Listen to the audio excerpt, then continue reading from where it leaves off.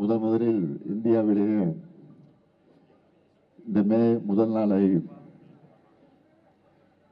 சென்னையிலே தான் நாம் கொண்டாட தொடங்கி இருக்கிறோம். சிந்தனை சிற்பி சிங்காரவேலர் அவர்கள் தலைமையிலே தான் முதலில் சென்னை மாநகரத்தில் இந்த மே முதல் நாள் கொண்டாடப்பட்டிருக்கிறது. உழைப்புக்கேற்ற ஊதியம் தொழிலாளருடைய உரிமை. அதேபோல் இன்றைக்கு நம்முடைய கழக தோழர்கள் உழைத்திருக்கக்கூடிய உழைப்புக்கு பலன் வருகிற 4ஆம் தேதி பெறவிருக்கிறோம். அதில் எந்த மாற்றமும் இல்லை, ஒரு துளி அளவு கூட மாற்றம் இல்லை என்பதை ஏதோ கருத்து கணிப்பில் இப்படி நான் சொல்லுகிறேன் என்று யாரும் கருத வேண்டிய அவசியம் இல்லை. கழகத்துடைய உணர்வை உணர்ந்து கொண்டிருக்கக்கூடிய காரணத்தால் அந்த கருத்தை நான் எடுத்து வைத்திருக்கிறேன், தவிர வேறல்ல. ஆக அதே நேரத்தில் இன்று மே முதல் நாளை இன்றைக்கு தொழிலாளருக்குரிய அந்த மரியாதையை, மதிப்பை, அவருடைய உரிமையை இன்றைக்கு கொண்டாடக்கூடிய வகையில் இந்த நாளை கொண்டாடி கொண்டிருக்கிறோம். மே முதல் நாள் பேரறிஞர் அண்ணா அவர்கள் முதலமைச்சராக பொறுப்பேற்றவுடன் விடுமுறையாக அதை அறிவித்து,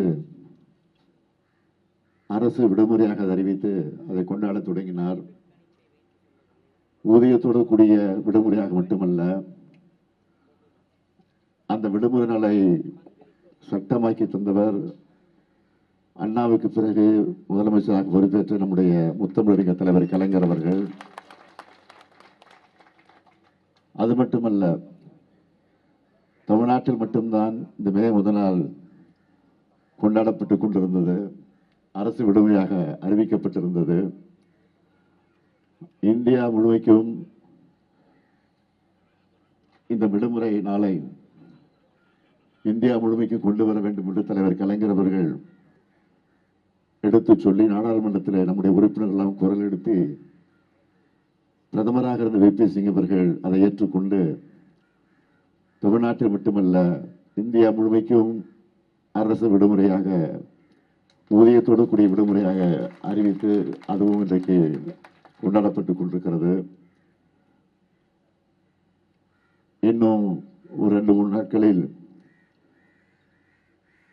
நம்முடைய தேர்தல் முடிவை எதிர்பார்த்து காத்துக் கொண்டிருக்கக்கூடிய உங்களுக்கு ஒரு நல்ல செய்தி வரும் என்ற நம்பிக்கை எல்லாருக்கும் இருக்கிறது. இந்த சூழ்நிலையில் நான் தெரிவித்துக் கொள்ள விரும்புவது, எல்லாருக்கும் எல்லாம் என்ற தத்துவத்தோடு தான், அந்த கொள்கையோடு தான் நாம் ஆட்சியை நடத்தி கொண்டிருக்கிறோம். ஆக அது தொடரும் தொடரும் தொடரும் என்ற உறுதியை எடுத்து சொல்லி இந்த மேதின நினைவு பூங்காவை தலைவர் கலைஞர் அவர்கள் தான் உருவாக்கி தந்திருக்கிறார்கள். இந்த பூங்காவில் அமைக்கப்பட்டிருக்கக்கூடிய நினைவு சின்னத்தையும் தலைவர் கலைஞர் அவர்கள் தான் உருவாக்கி தந்தது மட்டுமல்ல, அது எப்படி அமைய வேண்டும் என்று பல முறை இந்த இடத்திற்கு நேரடியாக வந்து அதையெல்லாம் சரி செய்து அதை உருவாக்கி தந்திருக்கிறார்கள்.